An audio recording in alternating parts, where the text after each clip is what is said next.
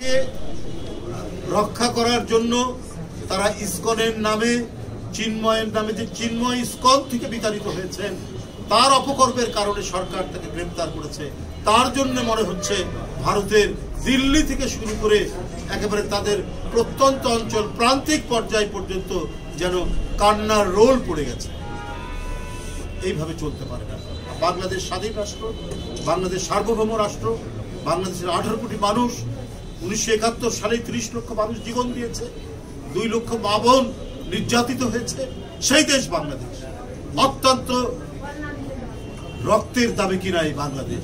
এই বাংলাদেশকে কেউ মাথা নত করাতে পারবে না। এই বাংলাদেশকে ভয় দেখিয়ে, চোখ রাঙিয়ে নতজানু করাতে পারবে না।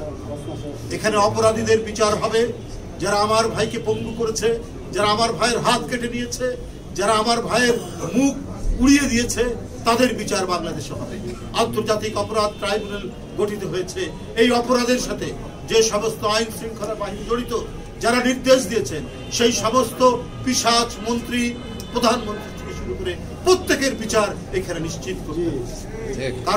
কারো হুমকিতে এবং কারো প্রশ্রয় থেকে যারা তাকে রক্ষা করার চেষ্টা করবেন, তারাও বাংলাদেশের স্বাধীনতার বিরোধী, সেই রাষ্ট্র বাংলাদেশের সার্বভৌমত্বের বিরোধী, তারাও বাংলাদেশের জনগণের বিরোধী।